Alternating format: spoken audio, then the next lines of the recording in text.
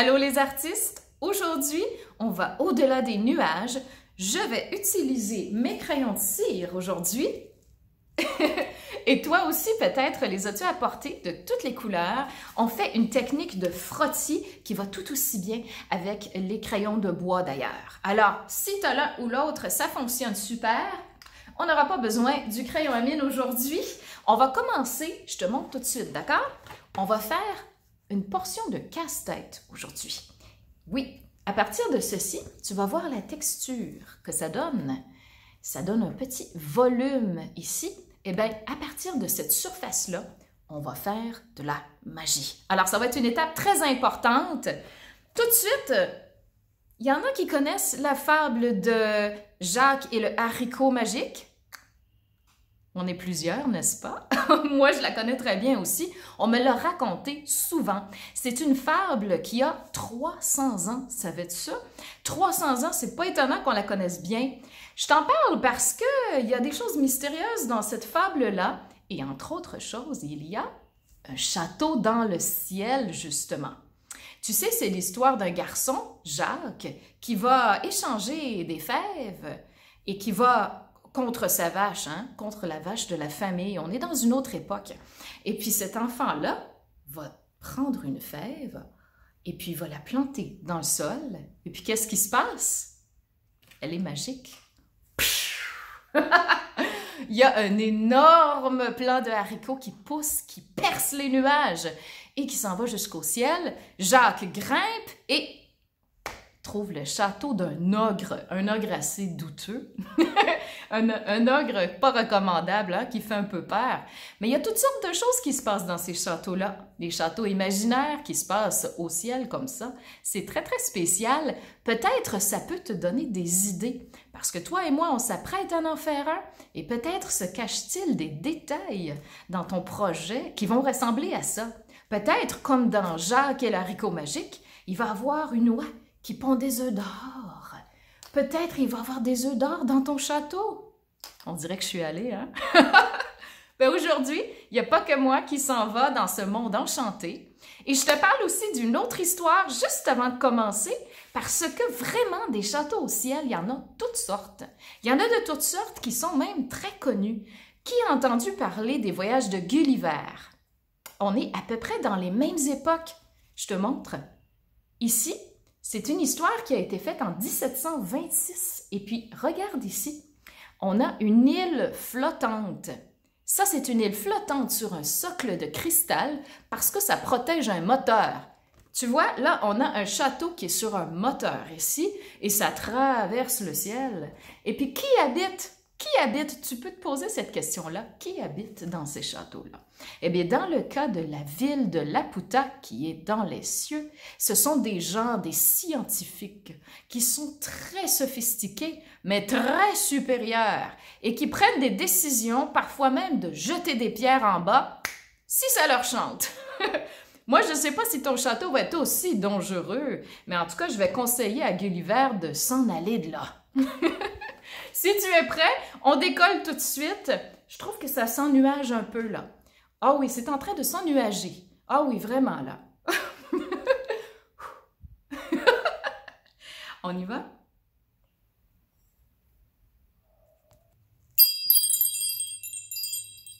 Bienvenue! Alors, je te montre tout de suite ce dont on a besoin. On a besoin d'une feuille blanche. C'est la feuille sur laquelle tu vas faire ton travail final. On a besoin aussi de carton. J'ai ma boîte de céréales recyclée ici. N'importe quelle boîte de carton comme ça, je l'ai divisée en deux. Il y a un côté qu'on va utiliser pour faire un collage. Le collage que je t'ai montré un petit peu au préalable. Et un autre côté, ça va être notre surface de découpage. On a tout ce qu'il faut en termes de papier et de carton, une boîte et une feuille. Aussi, ici, j'ai tout ce qu'il me faut, encore une fois. L'essentiel se trouve ici. De la couleur, un découpeur, un traceur, communément appelé ciseaux et marqueur. J'ai choisi la couleur bleue. Le bleu va être très important parce qu'on parle de ciel, hein? De mon côté ici, pour des détails, j'ai des nuages de toutes sortes de formes. C'est facultatif, mais si tu veux l'ajouter, ça va être extraordinaire. Pour ton travail, ça va donner un beau volume et une douceur. J'ai 2 types de colle, tu en choisis une, tout est bon. J'ai de la colle liquide, j'ai ma colle en bâton. Ça va nous servir d'abord pour notre casse-tête et ensuite pour les boules de coton. J'ai tout ce qu'il me faut ici. Il me manque un détail, un ruban collant lorsque nous allons faire notre frottis magique. J'ai une règle aussi, moi. J'ai une règle, ce n'est pas nécessaire, mais ça peut beaucoup aider. Je vais te montrer la dimension à laquelle je fais mon travail, puis tu vas voir si tu suis la même chose, eh bien, ça va faciliter ton travail. Est-ce qu'on est prêt? On commence. Je prends ma feuille. Je commence avec cette feuille-là. Si tu veux, on va protéger notre surface de travail parce que je vais faire des détails qui sont très près du point extérieur. Alors, je vais prendre un de mes 2 cartons.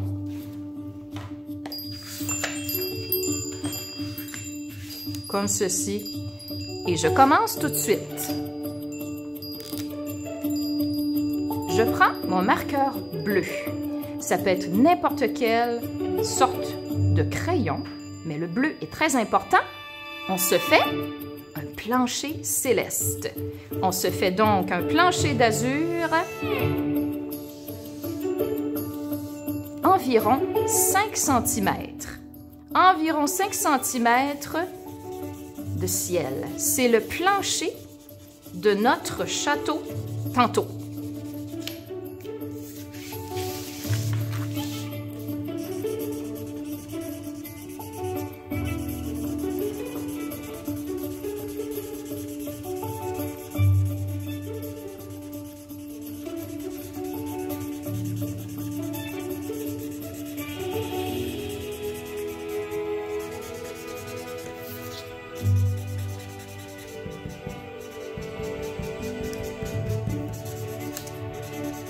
Fais attention de colorier jusqu'au coin.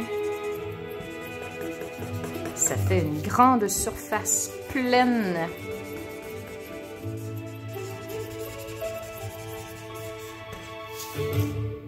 Voilà. Qu'est-ce que j'ajoute? Quelques nuages. J'en fais un à gauche. J'en fais un à droite. J'en fais un plus petit, un peu plus haut, et je dégage le milieu. On a fini notre première étape. Crois-tu que quelque chose va apparaître ici tantôt? C'est ce qu'on va voir. Je continue avec mes cartons maintenant. On l'avait promis, on a 2 surfaces. Je commence par celle-ci. N'importe laquelle fera l'affaire. J'ai mon traceur, j'ai gardé le même marqueur pour moi et je vais tracer 3 formes. Je commence par un carré. Dis-moi, as-tu des lignes comme ça toi aussi? Ça arrive tout naturellement dans une boîte qui est pliée. Lorsqu'on la déplie, ça crée des lignes, et bien je vais m'en servir. Je vais utiliser ces lignes-là pour faciliter la création d'un carré. Mon carré va faire 7 cm, moi. Ça, c'est une très, très belle dimension. Il ne sera ni trop grand, ni trop petit. On mesure. Comme ceci. Et comme cela.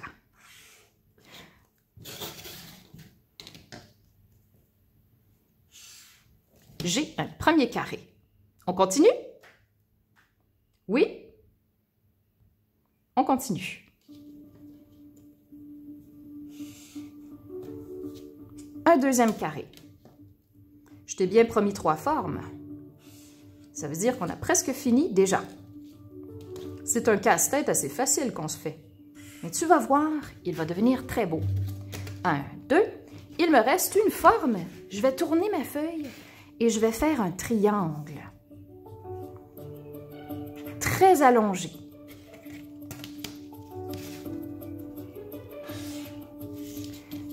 Comme ceci.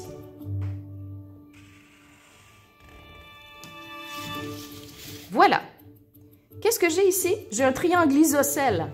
C'est vraiment important. Isocèle, ça veut dire les deux côtés, comme ceci, sont de même longueur. Et la base, ben, j'ai déjà utilisé la ligne de mon carré. On a 3 figures planes ensemble. Je suis prête pour le découpage. Mon coupeur, on y va. La construction commence.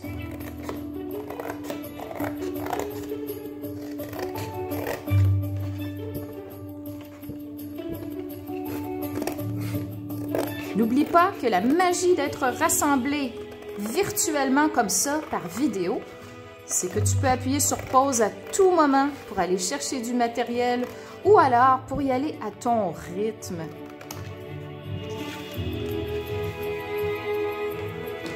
Voilà. Je les coupe en 3 formes. 1,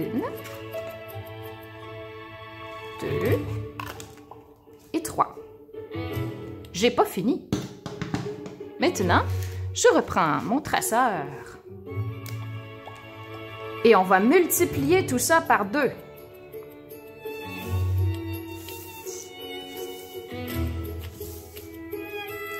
Mon carré, ici, je le coupe en 2. Une ligne verticale. Mon triangle, je fais un plus petit triangle à l'intérieur. J'ai laissé environ 1 cm ou 1,5 cm de chaque côté de largeur. Et tu remarques bien, je ne trace pas le bas, je vais jusqu'au bout. 1, 2.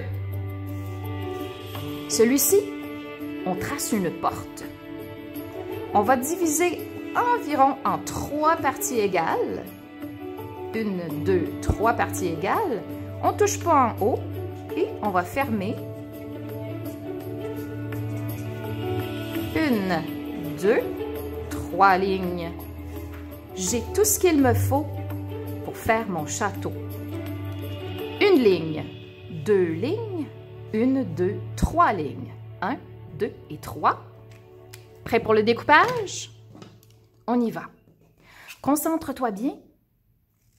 Cette étape-là, elle est très importante.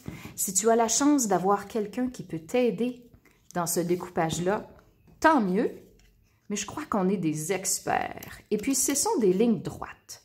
Un coup, 2 coups, jusqu'au bout. Voici. Là, on multiplie ces formes-là par 2. On en avait 3. Qu'est-ce que ça donne? 3 fois 2. J'entends pas vos réponses. J'aimerais beaucoup. Alors, voici. S'il y a des petits bouts, on peut tailler gentiment. 1, 2, 3, 4, 5 et 6. On a doublé nos formes. Et là, c'est le temps de prendre ma surface. Ma surface, elle est propre. Je la mets de manière verticale. Verticale, très important.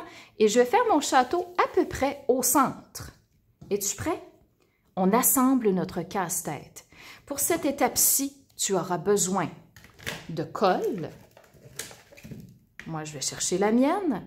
Si tu utilises la colle liquide, j'ai un petit truc pour toi tantôt. Tout fonctionne. La colle liquide va glisser un peu plus. Oui, ma langue a glissé aussi. Je reprends la colle liquide. Ça va glisser un peu plus lorsque tu vas faire les morceaux. Mais ne t'inquiète pas, Madame Caro a un truc pour toi. On est prêt? Commençons.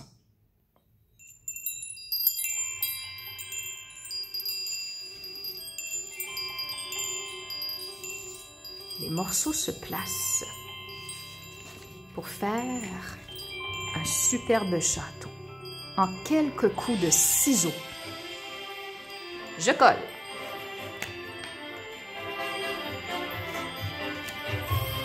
Je vais commencer par le centre.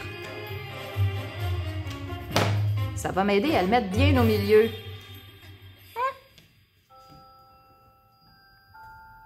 Comme ceci. Et à partir de là, Un soupçon de colle suffit.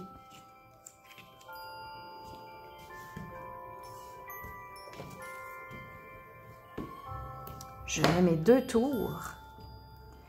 Et je te joue un tour aussi. Je ne les mets pas tout à fait devant. Je les mets un petit peu plus éloignés. Et je laisse un espace. Ça va être très joli. Elles ont l'air plus loin et ça crée un effet de perspective ici. La perspective, c'est l'art de représenter des choses qui sont plus près ou plus éloignées. Et ça nous donne l'impression que ça se passe pour vrai. Un pignon. Un dessus de tour rectangulaire. Peut-être que c'est un donjon.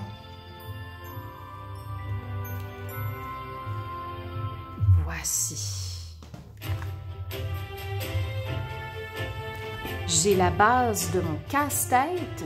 Parfois, je laisse pas d'espace, parfois j'en laisse. Pourquoi pas? Laisse-en un peu de temps en temps. Ça va faire plus de texture lorsqu'on va faire notre magie. On est prêt? On va être prêt bientôt. Alors, je ferme ma colle. Tu entends les notes magiques. Ce que je vais faire maintenant, c'est qu'on passe à la dernière étape. La dernière de notre projet. On a tout de préparé. Maintenant, garde ta surface comme ceci. On commence. On commence en unissant nos deux parties. On utilise cette feuille-ci. Regarde, on laisse l'espace. On imagine que le château commence en haut du bleu. Juste en haut du bleu. Tu vois? Ça, c'est une très belle hauteur. Mon château, il est donc à peu près au centre de ma feuille. On est prêt? On commence. J'apporte mon papier collant et je fixe les 2 surfaces pour qu'elles ne bougent pas. J'ai 3 morceaux de papier collant. Moi, j'en ai un coloré. Tous les papiers collants fonctionnent bien. J'en ai mis 3 pour que ma feuille soit bien fixe. J'apporte ma couleur. Tu vois bien? Moi, j'ai ceci. Est-ce qu'on commence? 3, 2, 1.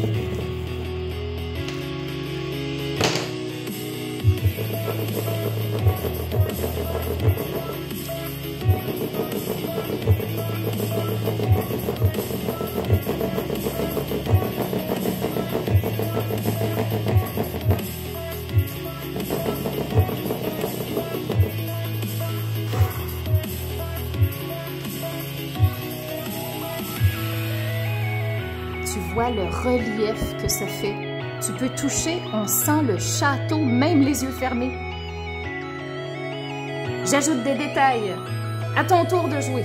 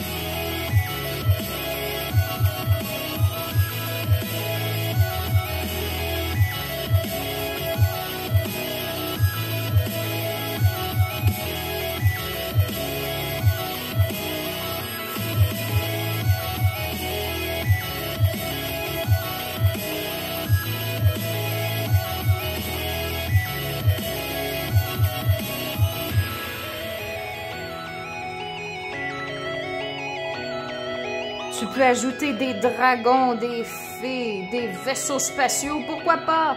Peut-être il y a des anges, peut-être qu'on est au paradis. Chose certaine, moi, j'enlève, je libère mon dessin, doucement. Et voilà. Tu vois? Grâce à notre casse-tête, on obtient un super travail. J'aimerais beaucoup voir ce que tu as fait toi aussi. J'espère que tu as aimé ce projet-là. Je t'invite à regarder davantage les choses qui se trouvent autour de toi. Parce qu'une technique de frottis comme ça, imagine bien, ça se fait avec toutes sortes de choses. Avant de coller mes nuages, je vais te montrer qu'est-ce qu'on peut faire d'autre aussi. T'es prêt? On regarde. On regarde ensemble d'autres textures, par exemple des jouets que tu as, des couvercles, toutes sortes de choses. On regarde. Je t'emmène un petit peu plus loin.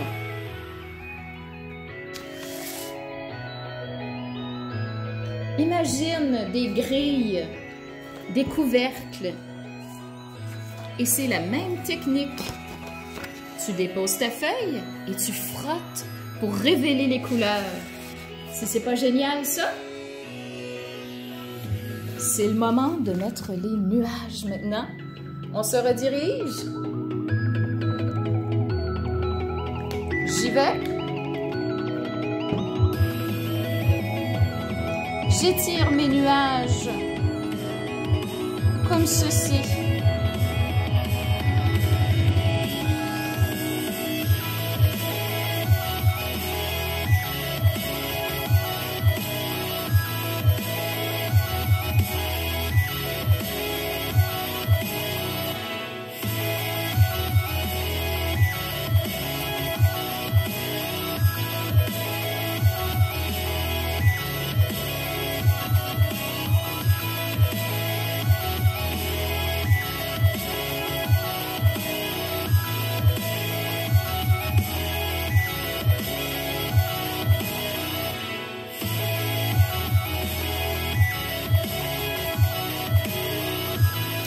Il ne reste plus qu'à coller mes nuages.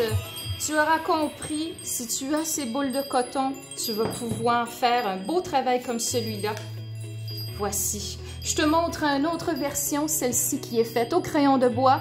On voit le détail tout autant, le motif, la texture. On a fait une belle technique. Coucou, une petite fée, moi. J'espère que tu as aimé notre exercice ensemble. Je te dis au revoir et puis j'aimerais bien, si tu as des dessins chez toi, comme ça que tu as fait, on aimerait bien les voir, on aimerait voir tes châteaux. Alors n'hésite pas à nous écrire, va voir le lien dans la description, envoie-nous ton château, pourquoi pas. Et n'oublie pas, si tu as aimé beaucoup faire ce travail-là, eh bien on est plusieurs à être ensemble, on peut se mettre un petit pouce en l'air, ça va nous faire plaisir de savoir que tu as aimé ça toi aussi. Je te dis bonne fin de journée, j'espère que tu as beaucoup aimé ça. On se retrouve, il y a du français, il y a de l'art toutes les semaines ici sur le canal de Artshine.